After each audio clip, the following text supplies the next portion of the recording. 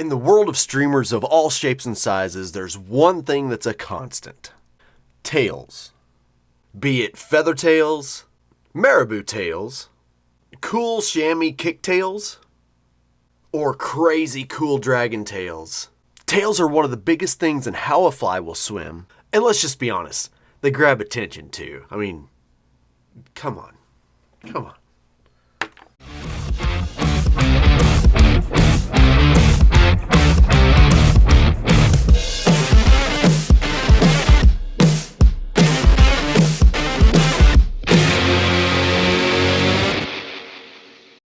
I'm gonna be honest, this is a video that's been on my mind for, maybe even a couple years.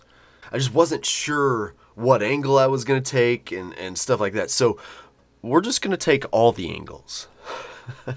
So inevitably, some of this video will be subjective. What you like, I may not like. What I like, you may not like, and vice versa. I just did the vice versa. Anyway, you get it. But for each type of tail, I'm going to give some pros and some cons and tell you what you can expect out of that tail. So for this video, I've decided to break tails down into 3 different categories. Natural, synthetic, and then tail-specific materials. So let's jump into this. So the way I look at natural tails, they can be broken down into 2 categories. Feathers and not feathers. Probably fur. So we're all aware of the Schlappen tails on like double deceivers. Schlappen tails are what I would call like a kick tail, and you're going to get a lot of kick out of it. They give a very, very good swimming action and stuff like that. Where they will be a little bit weaker is they are so floppy, and this is actually not a super floppy tail because this is one of the Montana Fly Company Schlappen tails, and it's got like paint on it, so it's even more rigid than most Schlappen tails are. But for the most part, Schlappen tails are going to give you great kick in the water. They aren't going to be as much of a rudder to help it change direction and to move directions and kind of keep it going in the direction that it's going. But like I said, you are going to get a lot of kick out of them as you strip and as different currents hit different sides of it. So this thing, Schlappen tails move really, really well. If you're looking for just sheer kick and just sheer lots of movement, Schlappen tails are fantastic. Now, I'm willing to bet that the first fly that a lot of you tied was probably a woolly bugger. And you tied a marabou tail on it, and you probably cut it straight, right? Everybody did that. If you're looking for a no-nonsense, easy-to-tie tail, it doesn't get much better than marabou. Marabou as a material itself is just flowy. It's just moving. It breathes. It doesn't need current or motion imparted to the fly for it to move. And I think that's the main reason marabou is used so much.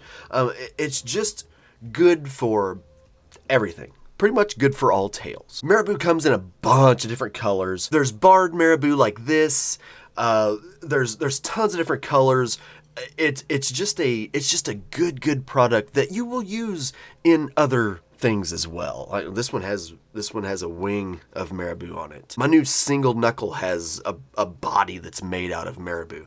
So you're gonna find a lot of uses for marabou, and I don't think you can find much of a better tail for head heavy flies like a jigging fly than marabou. It just works really, really well. Marabou is just a fantastic material all by itself, and standalone, one of the best tailing materials there is. Next on the list is a twofer. So we just talked about marabou and how marabou is just kind of good for everything.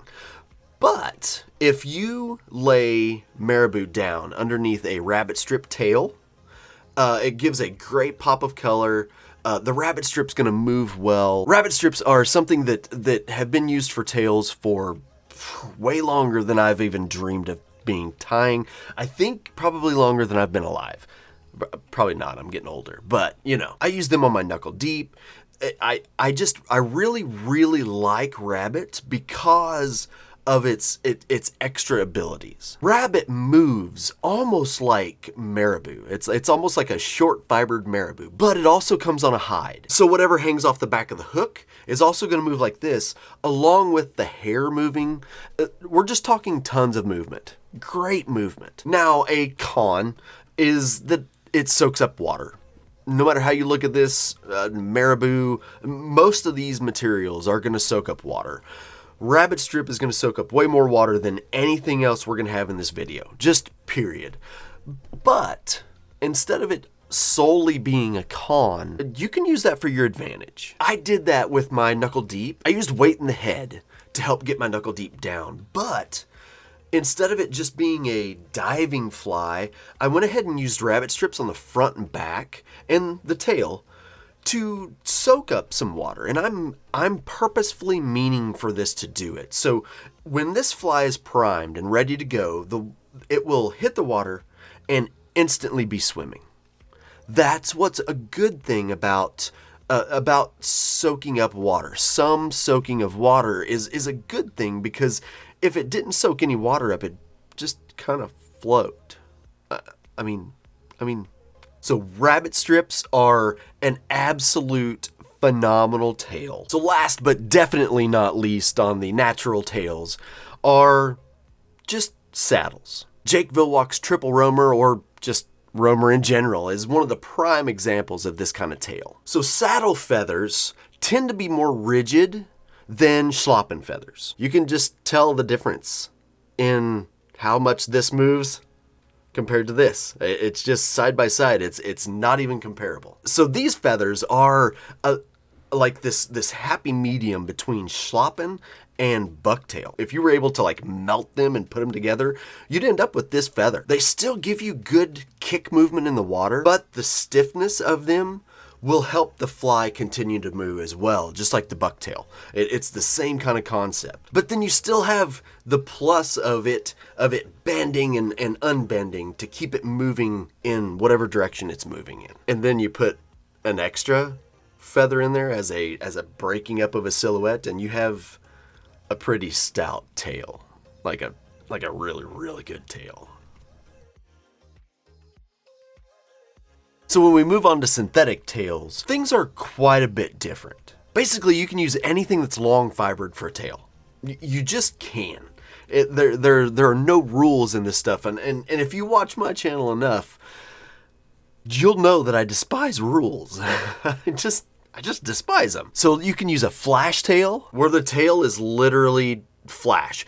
This one's propped up with bucktail. We'll get to that, but you could just use straight up flash. The drunken disorderly tail, it has a wing on top of it, but the main tail is flash, just regular flash, not propped up with anything. Typically you'll see flash tails in a little bit more of a flashy fly, this being a prime example. This is just almost all flash. But with today's flash, it can still be flashy but not bright, if that makes sense. So you can have like more natural colors instead of just like white and chartreuse and just those real bright colors. You can literally use all flash for tails. Be it Flashabou, be it Crystal Flash, just anything. Krelex, I think that's what that is actually. They're not going to help you get a lot more movement. The fly itself is what's going to have to give the fly movement.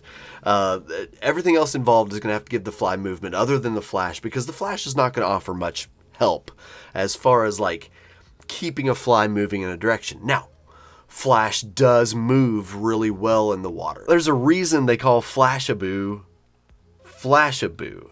Like it really kind of could move like Marabou. It's a super skinny, flat profile, so it moves really, really well in the water. It just moves exceptionally well in the water. It'll give extra flash, just some good things. I kind of like a flash tail. I'm not a huge proponent of flash tails, but I understand a flash tail. I like it, especially like on a jigging fly. I really do like that. But I like a flash tail. They're good. They're obviously going to get attention, And, sometimes that's what you need. So the tail on my single knuckle is actually Scales and Tails. It's a Montana Fly Company material. It's just a long fibered, kind of wavy, medium wavy fibered material that has a little bit of flash in it. It's got some translucent abilities to it. It makes a great tail, and it moves exceptionally well too. Whenever you do a tail like this, you can tell I've got Flashabou in here and Ripple Ice Fiber as well. This tail, the actual tail portion of this fly, is pretty much only flash or flash quality synthetic material. Having said that, when I talked earlier about flash not giving you the help in making it turn and keep turning and keep going in different directions, there's ways around that to where you can have a flash tail and still get good movement to it. So what I decided to do with the single knuckle is have a bucktail base. So I've got this fairly stiff bucktail base that holds up the Scales and Tails and the flash that I put on top of it. So I still get that flash, I still get that translucency. Strategery. So it still has that translucence to it. But it's got that flash and it still wants to turn. But you can use big fly fiber, you can use EP fibers, you can use Squimpish hair, Scales and Tails, craft fur. You get it. Just anything that's long, you can make a tail out of. So now we're going to get into the tail specific materials, and these crazy cool dragon tails are one of them.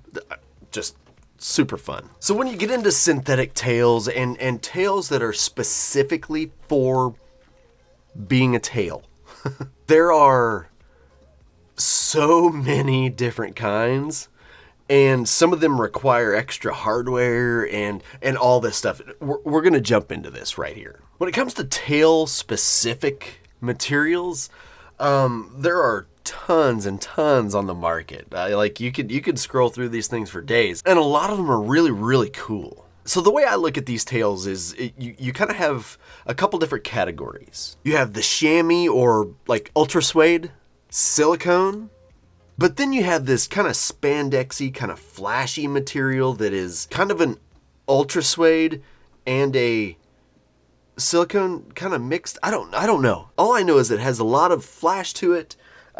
It can be kind of subdued flash, but then they've got like these crazy dragon tails that, we're going to talk about these in a second, but starting with the ultra suede or the chamois type of materials, there are a lot of different kinds of these materials, but they're all basically the same thing. So this is the Cohen attractor tails, and these are like chamois cloths. Years and years ago, there was a worm called the chamois worm, and you actually like cut up a chamois cloth to make a worm out of it. Well, then people started thinking, well, I'm just going to make tails out of this, and enter Pat Cohen and all the tails that he did. And he's got a really cool one here too. The really good thing about these tails is they can come in any shape.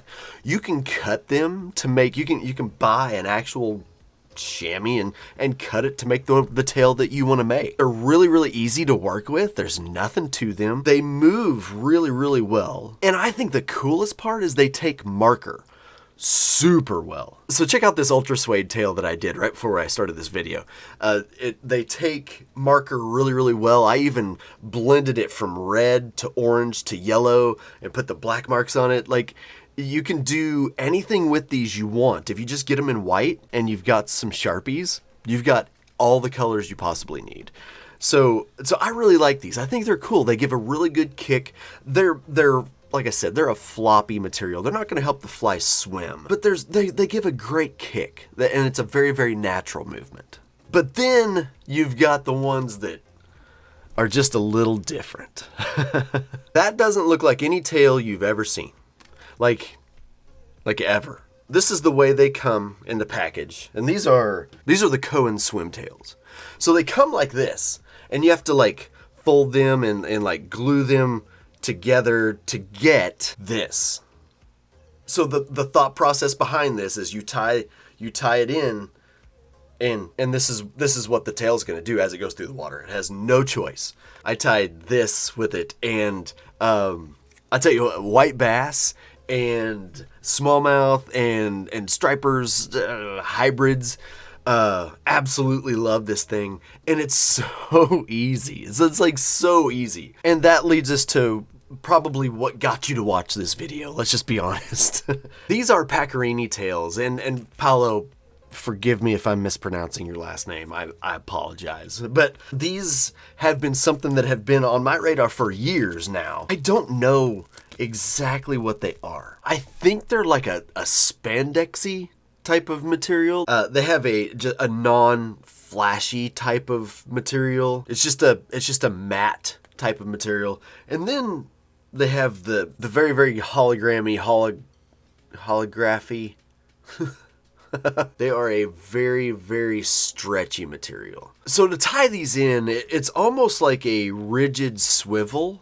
I don't know really. I don't really know how else to describe it. It almost adds an extra pivot point for the articulation. So it's got its own articulation, and then it's got its own movement too. I've never had problems twisting with this material. I would say probably because of that extra connection. There may be a couple takeaways. Let's jump to that. Casting these things is a lot more of a chore than casting a double deceiver that has just slopping tails. This tail, with all the movement that it gets, the takeaway is that it happens in the air as well. It's kind of it's a chore to cast them. It really kind of is. I love how it moves while the fly's being stripped. It just has such cool movement when the fly is moving. What happens when the fly stalls is this thing just slows it down immediately. And so you don't get as much turn to the fly because the tail literally slows it down before it gets a chance to turn. So you don't get as much side to side movement as you would if you didn't have that on here. But you wouldn't also have the extra movement in the tail if you didn't have it on here. So it's a give and take thing. I always have these in my fly box. I just always have them in my gearbox. It's gonna happen. I'm gonna have these. I really don't. I don't know exactly what I think of these as much as I do the other ones. They're really, really neat in the water, but they don't do a lot. They have a nice little wiggle, but it's not like it's going to be a lot of movement, which for this being so bright and flashy, that may be a good thing. There's some pluses and minuses for basically all of these. So thanks for watching. I was just kind of thinking, if you guys want to see a follow-up video to this, like how to tie all these tails on, and maybe how to mess with them, comment and let me know if you'd like to see that. If I have enough engagement, I'll probably do it. But yeah, thanks for watching. I really appreciate you guys.